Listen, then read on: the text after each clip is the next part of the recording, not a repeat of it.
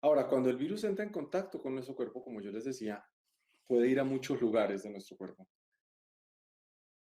Hay algo que todavía no sabemos por qué ocurre, pero dependiendo la edad de las personas, dependiendo de los factores de riesgo, dependiendo si es una persona obesa, si tiene diabetes, si tiene hipertensión, el virus se expresa con diferente fuerza, con diferente magnitud, con diferente agresividad.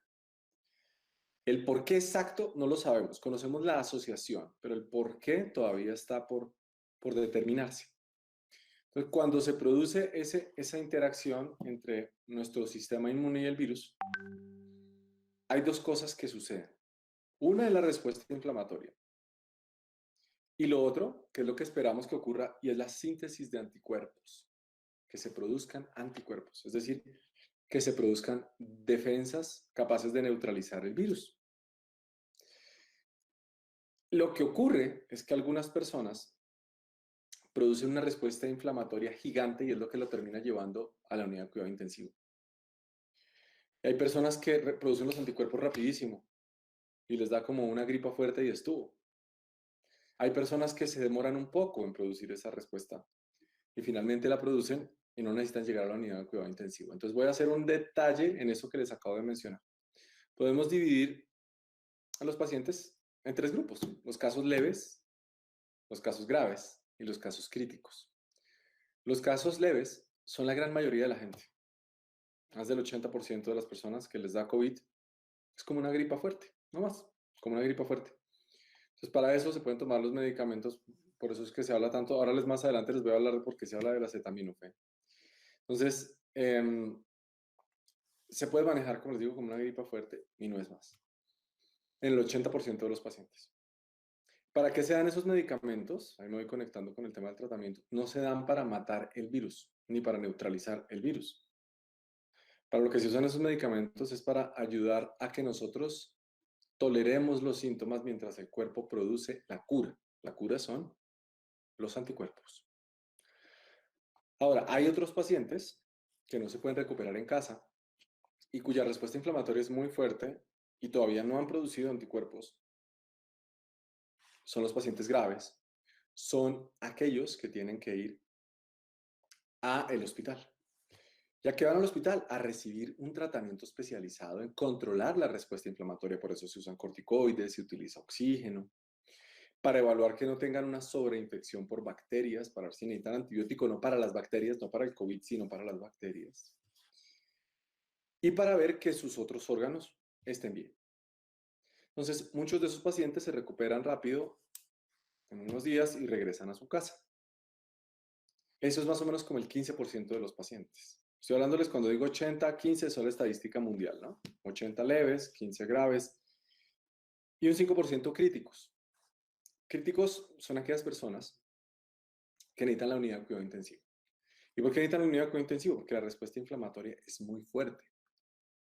Y eso es lo que hace que las personas lleguen hasta la UCI y necesiten ventilación mecánica, soporte de otros de los órganos, porque alrededor del 70% de la gente que llega a la unidad de cuidado intensivo hace trastornos de la coagulación. Y alrededor del 50% de la gente que llega a la unidad de cuidado intensivo se muere. Ahora, si uno lo mira en el panorama general, y esto quiero que lo tengan muy presente, es que en Colombia, ahora voy a aterrizar estas estadísticas a Colombia, alrededor de un 90%, cuando cogemos el caso total de personas diagnosticadas,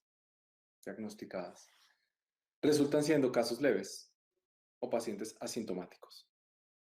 Fíjense que esa palabra no se las había mencionado hasta ahora. Es decir, personas que tienen diagnóstico, pero no desarrollan la enfermedad. O sea, tienen presencia del virus, pero no desarrollan la enfermedad. Nunca la desarrollan, se quedaron asintomáticos siempre.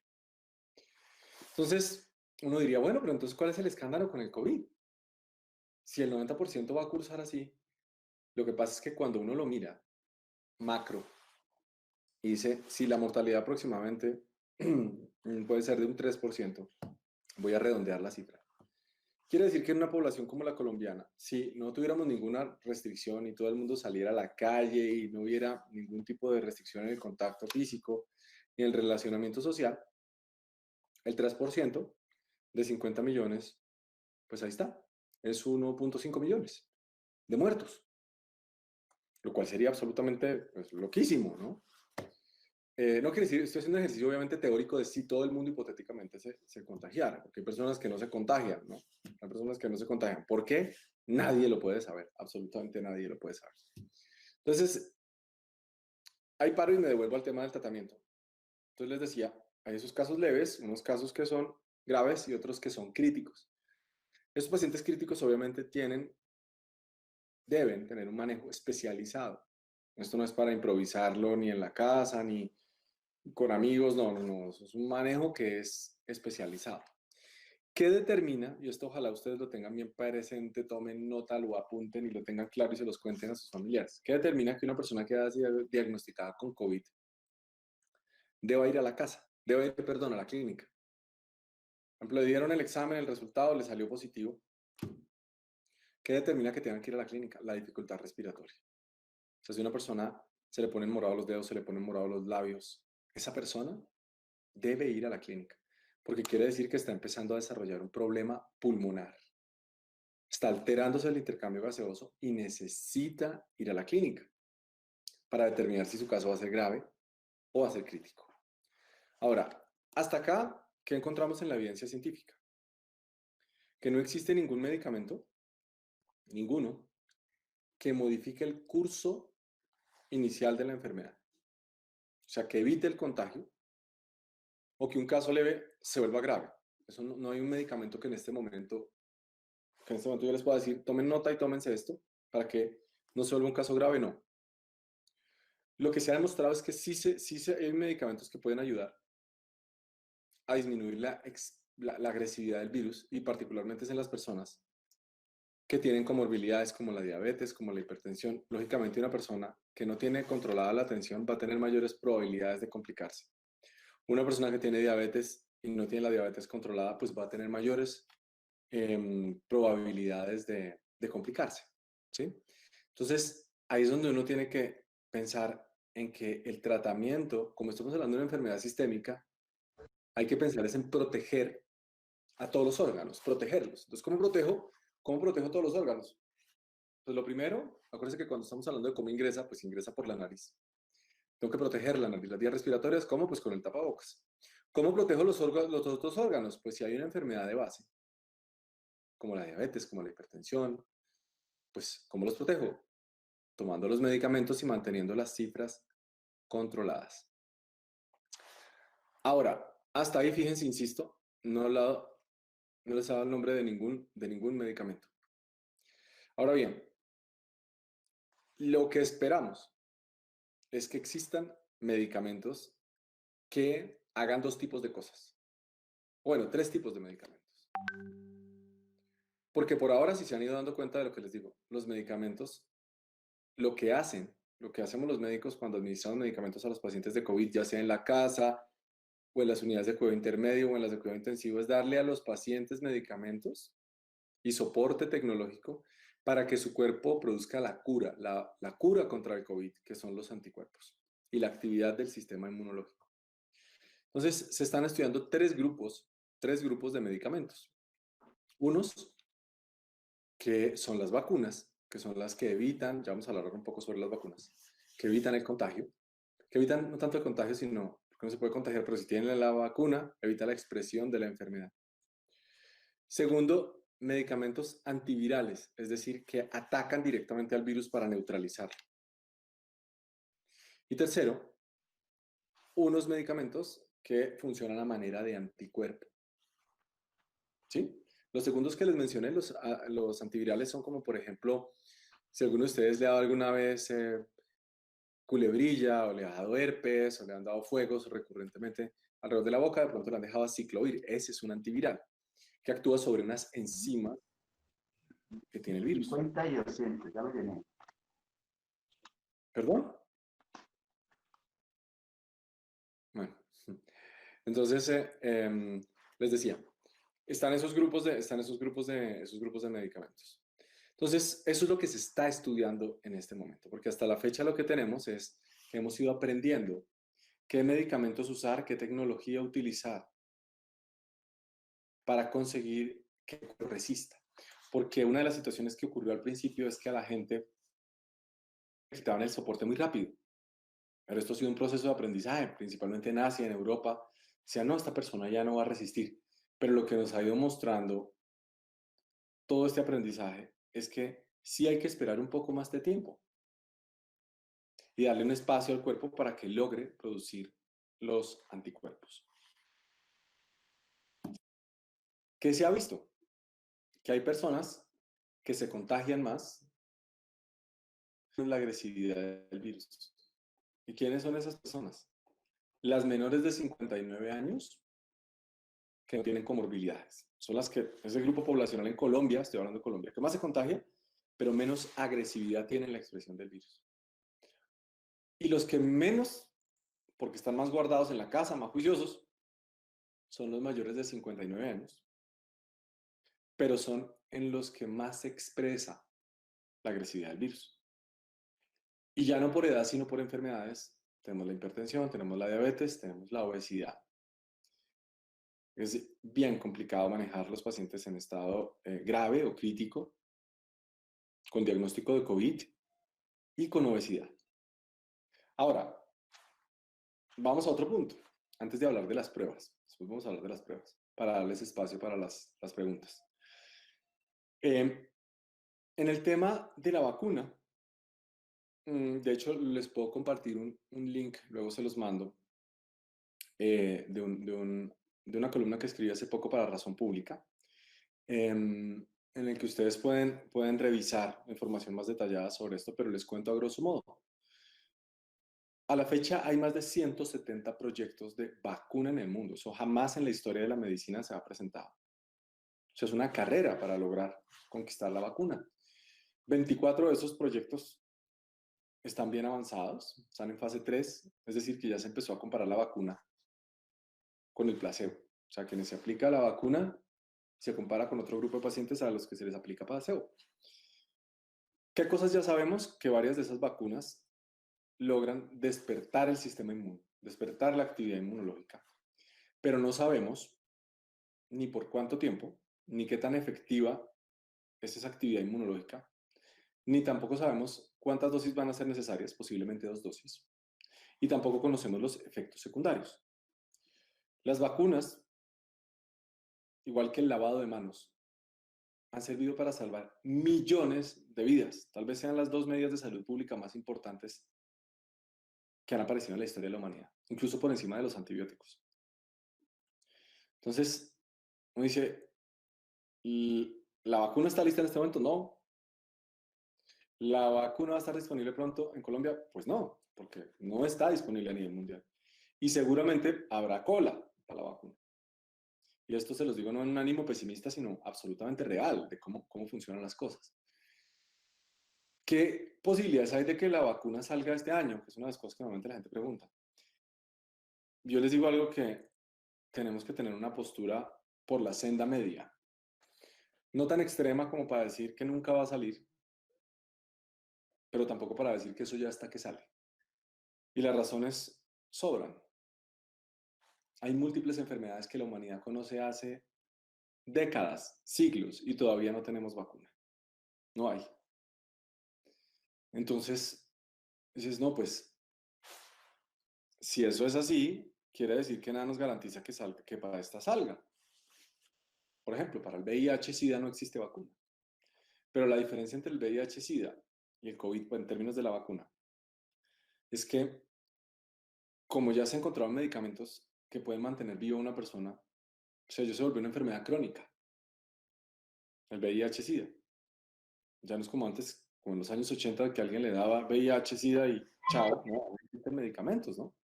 Afortunadamente, entonces una persona puede durar tomando medicamentos años, 20 años, 30 años y ahí está. Entonces, si ustedes fueran los dueños de un laboratorio y tuvieran en mente siempre la productividad de su empresa y encuentran un medicamento que puede durar a alguien tomándolo 40 años, 30 años, a generar una vacuna que se la pone a alguien una o dos veces, ¿qué es más rentable? Y lamentablemente, así opera el mundo, así opera la economía de mercado y así opera la farmacoeconomía. Esta vez existe un grandísimo estímulo para que se cree la vacuna, un estímulo sin duda, que no tiene antecedentes en la historia de la humanidad.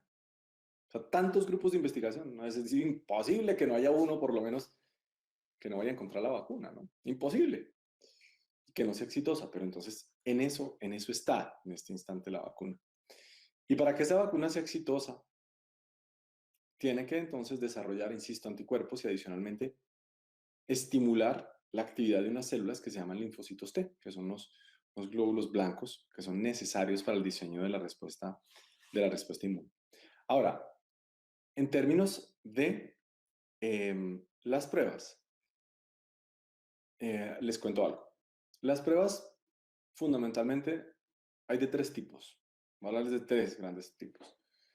La prueba que se considera la prueba de oro, que es la PCR. PCR quiere decir reacción en cadena de la polimerasa. Esa prueba es con la que se hacen los registros, ¿no? En Colombia. Esa prueba es una prueba molecular. Lo que hace es amplificar, es como si usted tuviera la posibilidad de ponerle una lupa al virus, porque lo que hace es hacer muchas copias del virus, para poder detectarlo. Eso es lo que hace la PCR. Y hay otras pruebas que lo que sirven es para lograr detectar la presencia de la envoltura del virus. O sea, no la genética del virus, sino lo que van a buscar es como la presencia de la envoltura del virus. Se llaman pruebas de antígeno. ¿Sí? Voy a poner un ejemplo en números como para que quede clara la diferencia entre la primera y la segunda. Por ejemplo, es un ejemplo hipotético. Si yo tengo 10 copias del virus, un número que me acabo de inventar, y hago una PCR, la PCR hace eso, lo multiplica por miles. Entonces yo puedo decir, sí, ahí está el virus, y lo multipliqué muchas veces para amplificar esa información y confirmar si efectivamente ahí está el virus. Pero cuando hago la prueba de antígeno, no me amplifica nada. Simplemente si está o no está. Pero resulta que si había poquita cantidad en ese momento, pues va a salir negativo. Eso lo deben tener presente. Entonces, por eso la prueba diagnóstica se considera actualmente PCR.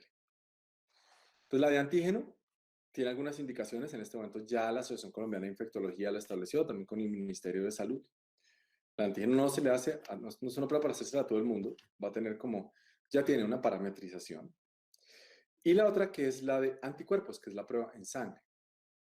Se hace con un dispositivo que es como un cassette, ahí ponen la sangre y se puede medir anticuerpos. No es una prueba diagnóstica.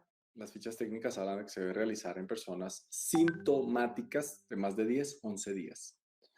Pero no se considera diagnóstica, simplemente orientadora. Ahora, otro punto relevante que deben tener ustedes en cuenta, ya que les hablo de las pruebas. Cuando una persona se considera que puede ser lo más contagiosa, o sea, su periodo de contagio, no lo más contagioso, sino su periodo de contagio. 2 días antes de empezar a desarrollar los síntomas, 2 días antes. Miren lo complicado que es esto.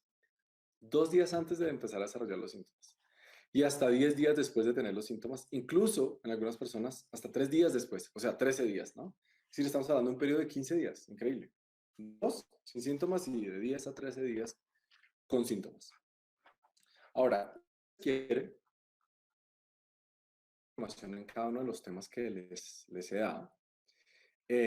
Lo pueden hacer en el canal que les indiqué, el canal del Planetario, que está en YouTube, y hay un video para cada uno de los temas que en este momento les estoy expresando. Ahora bien, particularmente con el tema de los niños, me parece interesante que ustedes que trabajan con diferentes tipos de poblaciones tengan presente esto. Los niños tienen una característica increíble. Los niños tienen menor cantidad de receptores, se llaman AC2, que pertenecen a un complejo sistema molecular que tenemos los seres humanos, que se llama el sistema renina-angiotensina-aldosterona. Tienen menos cantidad de esos receptores en las vías respiratorias. Lo tienen las superiores, pero no las inferiores. Entonces, los niños les da como una gripa muy fuerte, pero al parecer eso explicaría por qué, aunque sí hay casos de muertes en niños, ustedes lo saben, por qué no se complican tanto. Pero sí tienen un potencial. O sea, pueden ser un potencial contagio para las personas con las que conviven. Por eso la apertura escolar ha sido tan complicada de realizar en diferentes países. Y hay otro asunto que es interesante pensar. Uno dice, ¿por qué en Asia? Si ustedes se dan cuenta, en Asia la cosa es distintísima. ¿Han visto eso? Es diferente a Europa, es diferente a América Latina. Asia tiene una característica y es que por sus antecedentes históricos ya han vivido muchísimas epidemias y han aprendido de eso. Segundo, una disciplina social muy diferente a la nuestra, muy diferente. Y uno no entiende entonces uno como un país como China, con más de 1.300 millones de habitantes, Japón, Corea del Sur y muchos países asiáticos tienen controlada, controlada la presencia de la pandemia. Pero ¿cómo hacen? Claro, porque han estado acostumbrados a vivir de otra manera. Y nos están dando una lección. Y es que frente a esta pandemia, lo que hasta el momento se ha demostrado ser más exitoso no es ninguna molécula, sino son estrategias terapéuticas no farmacológicas, como el distanciamiento social y la higiene. Ahora, Europa tiene otros rasgos. Europa aprendió algo de Asia, ¿no? Porque primero como estuvo en Asia. Entonces, aprendió algo. Eh, y fíjense cómo unos sistemas de salud tan fuertes, con tanto dinero, con tantos recursos, tanta tecnología, y igual les dio durísimo. América Latina, tercer lugar donde llega. Yo no me imagino donde la pandemia hubiera iniciado en América Latina. ¿Cómo sería esto? No sé si ustedes y yo estaríamos sentados teniendo esta conversación, y no lo digo exagerando, lo digo de una manera muy real. Si todavía hay gente que duda de si esto existe o no existe, imagínense dónde hubiera empezado acá. Allá, como empezó en Asia, diseñaron rápidamente pruebas para detectar reconocimiento del virus. Acá no contamos con esa tecnología. Y no contamos con esa tecnología adicionalmente porque cada vez se le ha ido recortando más al sector de ciencia y tecnología. Entonces va a ser muy complicado y ojalá aprendamos, pero según lo que yo estuve viendo, lo que se aprobó de presupuesto para el próximo año, estamos aún mucho más corticos que los años anteriores en ciencia y tecnología. Y América Latina tiene otro factor agravante, y aparte de nuestra característica disciplina social, la pongo entre comillas, y es la inequidad, las barreras de acceso al sistema de salud, la falta de oportunidades, y eso lo estamos empezando a ver cuando ustedes miran los mapas de mortalidad, por ejemplo, en Bogotá, las localidades más afectadas es donde hay población vulnerable y las mayores tasas de mortalidad. Y ahora que he tenido la oportunidad de visitar diferentes regiones del país, nosotros con la Fundación hemos podido tener la posibilidad de llegar a 11 departamentos, gracias al apoyo del Aeroclub de Colombia, también al apoyo de toda la gestión que ha hecho la Presidencia de la República, la Cruz Roja, a llevar equipos de protección, pues uno se da cuenta en las condiciones que viven las personas, los habitantes, sino que viven en su día a día los profesionales de la salud. Y asimismo, pues la manera como pueden atender a la gente. De tal manera que si estamos en un momento complejo, siento que no es para sentirnos derrotados, todavía hay muchísimo por hacer, pero sin duda algo lo que tenemos que seguir combatiendo es la desinformación, por un lado, aunque la información no sea lo que tenemos disponible en este momento, no sea la más popular, no sea la más alentadora en muchos aspectos, pero sí es la que tenemos más seria y con mayores fundamentos en este instante. Entonces, quiero aprovechar este espacio más bien para escucharlos y atender las preguntas que ustedes tengan al respecto. Les agradezco los mensajes que me están escribiendo en este momento. Entonces, pues bueno, quedo atento. Me interesa más escucharlos porque para que ustedes me escuchen, esto fue como unas breves pinceladas, pero como les digo, el tema lo pueden profundizar en los videos, pero sí me interesa más bien aclarar las dudas que ustedes tengan. Gracias, doctor Camilo. Hombre, excelente presentación. Agradezco de antemano. Y bueno, vamos a un espacio de preguntas. Entendemos la limitancia del tiempo, pero lo vamos a aprovechar al máximo, ¿no?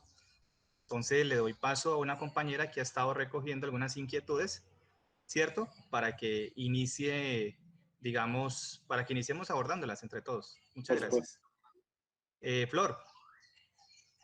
Adelante, Flor, te escuchamos. Buenas tardes, doctor. Bueno, básicamente hemos podido recoger dos preguntas. La primera, en medio de esta situación, muchas personas intentando encontrar soluciones al COVID-19 han empezado incluso sin un diagnóstico previo o algún tipo de sintomatología a consumir medicamentos como la ivermectina, la citromicina, el interferón, la hidroxicloroquina y también el dióxido de cloro que anda en furor y se está distribuyendo como medicamento de venta libre. ¿Qué opinión tiene usted al respecto y cuál es su recomendación frente al uso de estos medicamentos? Bueno, yo lo primero que quiero decirles es que esta es una situación muy preocupante, lo que Flor acaba de mencionar. La razón es que es comprensible el afán, la ansiedad, el miedo que la gente siente. Pero también me ha sorprendido cómo muchísima gente ahora está hablando de que los médicos no hacemos nada, que no formulamos nada, que dejamos morir a la gente, que esto se volvió un negocio. ¿No saben lo doloroso que es para uno leer eso? Cuando uno sabe cómo se la juegan la vida a muchos colegas, los riesgos que uno asume, muchas personas y otros que asumen mucho más riesgos que yo en las unidades de cuidado intensivo, jugándose la vida por personas que ni conocen, ¿no? Pero uno trata de comprender que es desde el miedo. Entonces, desde el miedo la gente, lo que hacemos los seres humanos, lo primero es negar, ¿no? Entonces, cuando uno niega, dice, no, lo que dice la evidencia no es lo que dice el doctor tal. Y no sé si ustedes se han dado cuenta, quiero analizar con ustedes o compartirles unas reflexiones que tengo sobre esto. Como especie y como sociedad, como cultura, siempre queremos alguien que nos salve. Una percepción mesiánica de la solución para los problemas. Entonces buscamos a alguien, un político que sea el que tenga la solución. Un médico que tenga el protocolo del doctor tal, no voy a mencionar nombres. Este es el doctor que está salvando millones de vidas. Y hay muchos médicos que se aprovechan de eso. Ser médico no implica ser buena persona. Como ser maestro tampoco. Tampoco. Entonces, hay médicos que realmente se les olvida para qué estudiar. Y dejan de lado la evidencia y se aprovechan de esa vulnerabilidad, esa susceptibilidad que en este momento hay en los corazones y en la mente de los seres humanos. A encontrar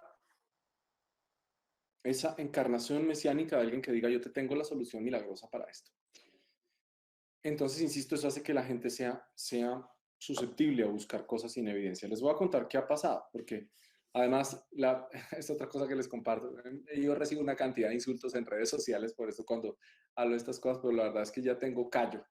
Y la ventaja es que como uno no hace esto, la divulgación académica para ni ganar votos, ni ganar aplausos, ni nada de esas cosas, sino simplemente por responsabilidad, pues no importa. Pero el asunto sí es que la gente se exaspera cuando uno le habla de evidencia. Si ustedes miran, por ejemplo, lo que pasa con la hidroxicloroquina. La hidroxicloroquina es un medicamento inmunosupresor. Un de la hidroxicloroquina dejaron a muchas personas que sí la necesitan, como pacientes con malaria hematológica, los dejaron sin medicamento. Los dejaron sin medicamento. ¿Por qué? Porque todo el mundo empezó a comprar. Y después, no, que sí, que produce efectos tóxicos cuando se combina con la citromicina, que no hay evidencia y ya nadie, pues bueno, todavía en Brasil hay gente que todavía habla de la hidroxicloroquina, pero eso no tiene ninguna evidencia. Y sí se dejó a muchos pacientes de tratamiento. Ivermectina. La ivermectina tiene estudios in vitro, en unas condiciones que no son humanas, sino son unas condiciones diseñadas para exponer al virus a unas altísimas cantidades de ivermectina que si las pusiéramos a dosis humanas serían enormes. Entonces, si me preguntan, ¿hay evidencia del uso en humanos que demuestre que cambia el pronóstico de COVID-19? No, no hay. No hay. Hay estudios in vitro, pero uno con un estudio in vitro no puede empezar, como desafortunadamente ocurrió en Cali, que después tuvieron ahí como que reversar la medida, es decir, todos a tomar ivermectina. porque no hay evidencia para decirlo. Hay gente que dice, pero ¿por qué se demoran tanto? Pues si ya hay más o menos indicios, hágale. No, así no funciona la medicina. Así no funciona la medicina. Lo que pasa es que la gente hasta ahora se está dando cuenta cómo funciona la medicina, porque nunca había tantos ojos pendientes de medicamentos y cómo se busca solución. Muy rápido, ¿no? Ahora bien, de las lejías, como se llaman estas sustancias, como el dióxido de cloro, como el hipoclorito, en este momento, si ustedes miran los reportes del Ministerio de Salud, nunca se habían presentado en los últimos años tantos picos de toxicidad por lejías o por desinfectantes como en este momento. Que si eso mata el virus, claro, pero de paso también se lleva al que lo toma. O sea, ¿sí? ¿El hipoclorito sirve para el virus? Pues claro que sirve para ser tomado. Tiramos todo dióxido de cloro y mi familia se ha salvado con dióxido de cloro, pues uno no puede obligar a la gente. Yo como obligo a las personas a comerlo, no puedo obligarla. No puede como médico obligar a las personas. Pero sí está obligado a decirles a las personas los riesgos de toxicidad que tienen. Ahora, otro ejemplo que no pusiste, Flor, pero se lo cito, que está muy de moda en Nariño, y es el interferón beta. Se utiliza en tabletas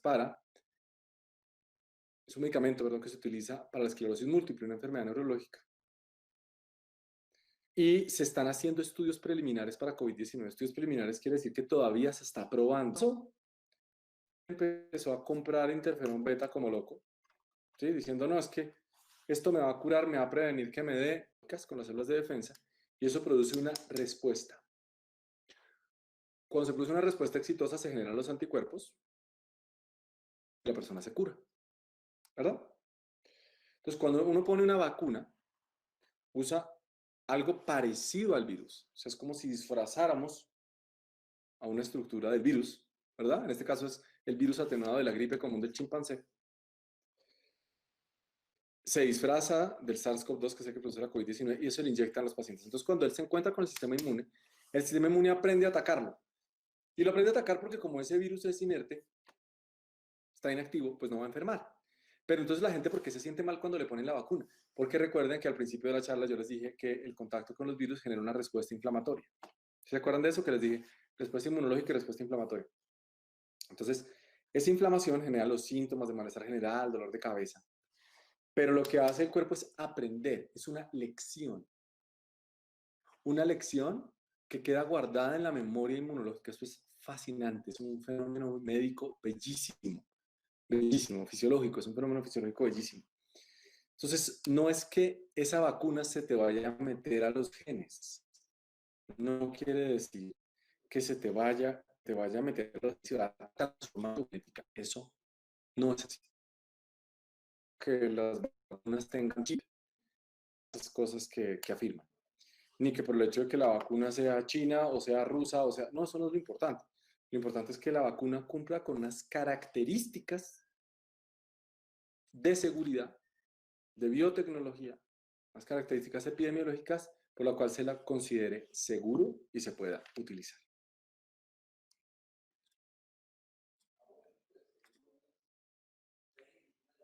Bien, doctor. Nos preguntan también si las características del virus permiten conocer o interpretar que este virus fue creado en el laboratorio. Se te robotizó la voz. ¿Me repites, por favor, Flor? Sí, doctor. Un afiliado nos pregunta si las características de este virus permite identificar o conocer si es un virus creado en laboratorio. Bueno, entonces, veamos, vamos a hablar de probabilidades. Esto no va a ser teoría de conspiración, sino probabilidades. Entonces, ¿cuáles son las probabilidades de que el virus haya llegado hasta nosotros? Una de ellas es que sea una enfermedad zoonótica, eso quiere decir transmitida de los animales a los seres humanos. Hay que recordar que más del 70% de las enfermedades infecciosas son zoonóticas, es decir, vienen del contacto que los seres humanos hemos tenido con los animales. O sea, eso es probable. Esto llama un salto interespecie. Entonces, ustedes miran, por ejemplo, la enfermedad del MERS. Medio Oriente se produjo contacto con camellos, la gripe aviar, ¿verdad? Contacto con los pollos, otro la fiebre porcina. Entonces, ¿es posible? Sí, sí, sí, es posible, por supuesto. El VIH-Sida, salto interespecie de los monos. Entonces, ¿esa probabilidad está? Sí, claro que sí. ¿Que si es 100% seguro? No, pero sí es altamente probable. Es altamente probable. De hecho, cuando se mira la secuenciación genética del virus, que tiene pequeñas mutaciones, ¿no? El virus que, por ejemplo, tenemos ahorita acá no es el mismo de China, no es el mismo. Tiene algunas variaciones, pero no quiere decir que por esas mutaciones sea mucho más agresivo. Entonces, eso es altamente probable, que haya sido un salto interespecie. ¿Qué otra cosa pudo haber pasado? No tanto que haya sido creado en el laboratorio, pero sí pudo haber pasado. Y esto es, o sea, es probable no para este, sino para cualquier virus. Es que haya ocurrido un accidente. Por ejemplo, que el virus lo hayan aislado del pangolín y lo estuvieran estudiando en un laboratorio. Lo estaban estudiando, ¿sí? Lo estuvieran estado estudiando. Y hubiera habido un accidente y una contaminación y el virus logró salir de ese laboratorio y logró contaminar a otras personas. Posibilidades de que ocurra existen, sí, bajas por los niveles de seguridad que tienen los laboratorios, pero eso puede ocurrir. Ahora, la posibilidad de diseñar el virus, de fabricar el virus tal como está, es muy poco probable, muy poco probable. Porque con los virus, o sea, si tuviéramos la tecnología para hacer eso, también estaría la tecnología para hacer rapidísimo la vacuna. Pero es complicadísimo, porque fíjense que lo único que hemos logrado hacer con lo que les explicaba la vacuna es secuenciar un pedacito para que tenga algo parecido, porque no es igual, a las proteínas que cubren que están así, que sobresalen en la envoltura del virus. Entonces, cuando uno va en términos de probabilidades, dice, bueno, entonces, ¿qué es lo más probable? Lo más probable en ese sentido, como se los estoy explicando, es el salto interespecie. Y nos preguntan, ¿cuáles son las recomendaciones en el marco de la prevención para fortalecer el sistema inmunológico a través de plantas naturales y poder atender también a ese 80% de pacientes que tienen el virus, pero están en una condición de manifestación débil? Bien, me gusta esa pregunta porque muchas plantas medicinales pueden servir para manejar los síntomas, por supuesto, pero no es que haya una específica. Hoy, por ejemplo, que estaba en Villapinzón, Cundinamarca, le preguntaba a la gente, bueno, ¿usted qué toma? Cuando le da gripa, ¿usted qué toma? Entonces hablaba con varias personas, varios campesinos, y me decían, no, yo me hago un agua con jengibre y limón, me hago un agua de hierbas, que combinamos varias hierbas que tenemos acá en la montaña y me ayuda a manejar los síntomas. Perfecto. Pero el problema de seleccionar una de esas, y decir, esta es que la gente puede empezar a desarrollar enfermedades relacionadas con el exceso de tomar una determinada planta. ¿Sí? Entonces, lo que les podría decir es que eso no va a modificar el curso de la enfermedad, sin duda. Pero lo pueden hacer. Si tradicionalmente lo han usado durante décadas para el tratamiento sintomático de las enfermedades respiratorias, lo pueden hacer, eso no tiene problema. Fíjense que muchos medicamentos vienen de las plantas. O sea, la botánica ha sido esencial para poder desarrollar medicinas. Ahora que hablamos de la hidroxicloroquina, la cloroquina, vienen de la quina, la quinina. Eso a su vez, la quina, pues, como ustedes saben, viene de una planta. La colchicina que se toma para la gota, viene del colchidium, es una planta, y así les podría dar N ejemplos.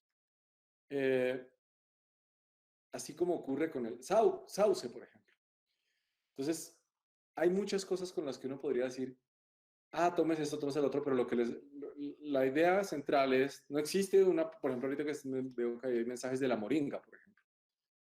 No, a tomar moringa para que, no, o sea, si usted normalmente consume moringa, la puede seguir consumiendo, no pasa nada. Pero esos excesos, insisto, pueden tener inconvenientes. Simplemente es, insisto, para manejo sintomatológico. Pero eso no quiere decir que eso vaya a evitar que la persona se complique. En eso quiero ser enfático. Lo que evita que la persona se complique es una detección temprana de signos de alarma, como se los explicaba, y el más importante de ellos es la dificultad respiratoria. Doctor, nos hacen una pregunta bien peculiar. ¿A qué se debe que en una pareja uno de los dos tenga un resultado positivo y el otro negativo si hay un contacto cercano e intercambio de saliva? Mira, eso es uno de los grandes misterios. No lo sé. Ni nadie lo sabe. Pues la ciencia no lo sabe aún. Habrá gente que tendrá sus teorías, pero no se sabe. Todavía no se sabe porque hay personas que no se contagian. Miren, les cuento el caso. Estaba hablando con unas personas que les estábamos haciendo seguimiento, no viven acá en Bogotá, viven fuera, estamos haciendo seguimiento. Una persona de 93 años, un señor de 93 años, su esposa 81 años, con 2 hijos. Lamentablemente el señor falleció esta mañana y adicionalmente tenía otras comorbilidades. Y la familia ha salido negativa. Me dice, pero ¿cómo puede pasar? Sí, eso ocurre. Inexplicable. Por eso cuando inicié esta conversación les decía, hay cosas que todavía no sabemos del virus y que apenas estamos aprendiendo. Pero entonces uno sí tiene que tener todas las precauciones porque ante la incertidumbre es mejor ser cuidadoso. Bueno, doctor, y recogiendo frente a las particularidades de nuestro gremio, específicamente, ¿qué podría hacer un maestro o alguno de sus beneficiarios si presenta sintomatología del COVID? Y pues estamos muy temerosos en realidad porque el sistema de salud, de prestación del servicio de salud para los maestros de verdad es bastante ineficiente y particularmente en el Valle del Cauca y Cali, la clínica Rey David, perdón pues por el nombre, es un foco de bacterias, se presta un... De aquí no sale, de aquí no sale, de aquí no sale. De aquí de YouTube. De Facebook y YouTube no sale. Que conste que habíamos dicho que esto no se iba a grabar, pero salió por YouTube, nada que hacer. Es un foco de bacterias, entonces, doctor, ¿qué podemos hacer los maestros? Llegar hasta allá. Y también, ¿qué sustento legal o médico hay para los maestros que ya tienen más de 60 años y es posible que haya un llamamiento a una alternancia voluntaria en algunas zonas del país? Sí, hay que recordar, voy a arrancar por eso último que dices, hay que recordar que en asunto el hecho de que exista un mayor factor de riesgo no implica que en el futuro no vayan a poder ejercer su profesión. Como, no sé si ustedes han visto que acá en Bogotá se estableció una restricción voluntaria, porque es imposible obligar a la gente, para personas con diabetes, para personas con hipertensión, con obesidad. Entonces no quiero que se lleven un mensaje, y es que si ustedes tienen más de 59 años, mejor dicho, ya se enredaron la vida. No, no, no, no es eso. No ese es el mensaje. El mensaje es que hay que tener más cuidado. Hay que tener más cuidado porque las probabilidades, recuerden que todo esto ha sido hablando de probabilidades, aumentan. Entonces hay que tener mayor cuidado. No es, uy, no, yo como tengo más de 59 años, yo ya no puedo trabajar. No, no, no, no es el mensaje. No quiero que se queden con ese mensaje. De hecho, ahorita no va a haber una reacción, eso no va a ser pronto. Acuérdense que han dicho que para el 1 de agosto, eso ahorita no va a ser. Todavía eso no es posible. Ahora, si ustedes tienen, la pregunta como que de hecho aquí la estoy viendo, si ustedes creen tener síntomas de COVID, sí, bueno, yo seguramente sí, estoy teniendo como un malestar general, tengo una tos seca, estoy haciendo fiebre, recordemos que fiebre es 37.5 grados, más de 37.5 grados medidas en la axila, pues no, es que tengo fiebre y tengo estos otros síntomas, ¿qué tienes que hacer? Consultar, llamas a los teléfonos que en los diferentes departamentos ha asignado la Secretaría de Salud y asimismo les programan la realización de la prueba de COVID. Mientras les dan el resultado, lógicamente tienen que estar guardados en su casa y ojalá aislados, esperando los resultados de la prueba de COVID. Doctor, tenemos ahí dos preguntitas más. Le voy a formular una que nos hace la compañera Claudia Jimena Ella nos dice, es claro que hay personas asintomáticas, quizás no llegaron a tener conocimiento de ello. ¿Es posible determinar a través de alguna prueba que tuvieron el virus? Sí, entonces voy a precisar más el término asintomático. Uno puede tener dos tipos de personas asintomáticas. Dos tipos de personas asintomáticas. Asintomático quiere decir que nunca manifiesta síntomas. Nunca. Eso es un tipo, ¿no? El que nunca manifiesta síntomas. Un asintomático permanente. Y otro es un asintomático transitorio. ¿Se acuerdan que yo les dije que 2 días antes de la enfermedad, antes de presentar síntomas, perdón, se podía contagiar el virus? Entonces es un asintomático transitorio. El que es asintomático permanente, no sabemos qué ocurre, no sabemos por qué se produce ese fenómeno. Y puede que nunca sepa que tuvo el virus. Ahora, oiga, es que yo por curiosidad quiero saber si ya lo tuve. Están el asunto de las pruebas de anticuerpos. ¿Se acuerdan que yo les hablé de las pruebas de sangre, pruebas de anticuerpos? Pero la verdad, eso le falta todavía mucho. O sea, yo les diría que inviertan plata en eso, simplemente por saber. No, no, porque todavía le falta mucha especificidad, mucha sensibilidad a esas pruebas. Y además, como les dije, les funcionan es a los precisos sintomáticos de más de 11 días. Entonces, no les recomendaría que hagan eso solamente por curiosidad. Doctor Camilo, hay una pregunta de uno de nuestros compañeros de Junta y encargado precisamente del tema de salud. Y le enviaron en algún momento los protocolos del Ministerio de Salud para el tratamiento del COVID. Y de verdad es una cuestión que es bastante complicada, son demasiadas páginas. Y uno ve que no hay como una efectividad en los tiempos o de pronto no es muy eficiente poder tomar estas pruebas. ¿Qué hacer si se vislumbra que estos protocolos no son eficaces para la toma de estas pruebas? Bueno, ya lo recomendaría que lo revisaran de nuevo porque eso lo han ido actualizando, eso lo han cambiado hartísimo. Hay nuevas versiones. Entonces, cada vez se busca como simplificar. Lo que pasa es que la demanda por las pruebas ha aumentado muchísimo, ¿no? Muchísimo, muchísimo. Entonces, sin duda uno diría, lo que necesitaríamos sería que cada vez se hagan más pruebas, claro que sí. Pero, por ejemplo, segundas pruebas ya no se hacen, porque se congestiona todavía más. Entonces, no, una persona ya lleva más de 10 días, ya más de 12, 13 días y ya no tiene síntomas. Ya ni siquiera le hacen prueba porque es que es el sistema, esa es la realidad, esa es la razón por la que no se están haciendo ahorita esas pruebas confirmatorias, que además se muestran innecesarias, como les digo, ya sabiendo que la persona va a estar asintomática. Ahora bien, ¿qué necesitamos? Para eso, sin duda, revisar, o sea, les invitaría como a revisar un poco los nuevos protocolos, porque sí hay nuevos protocolos. Y eso está en constante movimiento y en constante renovación.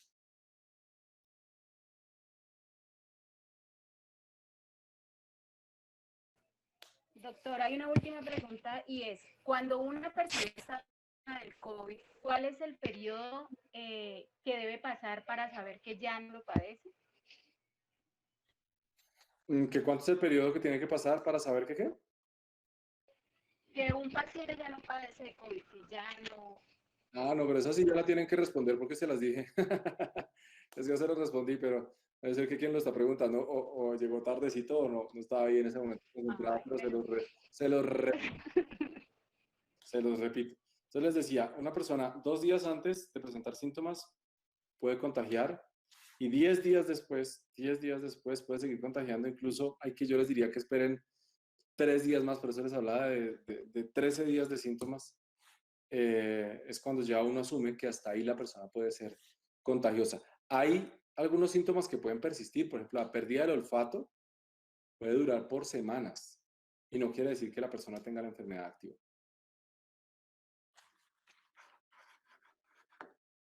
Una ultimita cortititica. A ver, sí, porque ya me toca irme. Ay, la ultimita. Cortitita. Es que me la recordaron por acá. ¿Es verdad que el tipo de sangre O positivo no se contagia?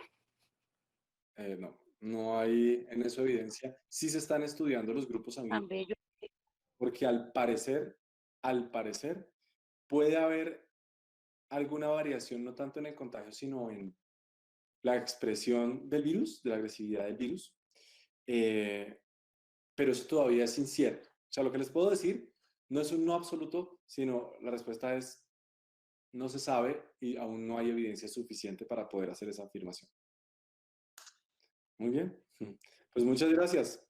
Entonces los espero en el canal. Pueden seguir profundizando la información. Acá les dejo el nombre del canal. Es el Planetario. El Planetario. Lo pueden buscar en YouTube. Y también en mis redes sociales. Me llamo Camilo Prieto, ¿vale? En todas las redes, en Facebook, Instagram, en Twitter. ¿Bien? ¿Me pueden encontrar? Bueno, Muchas gracias por la gracias invitación. por la paciencia. A ustedes, Doctor muchas Camilo, muchas gracias, hombre. Gracias. Que Dios lo bendiga y Con todo el cariño. lo proteja siempre. Muchas gracias, igual a ustedes. Un placer saludarlos.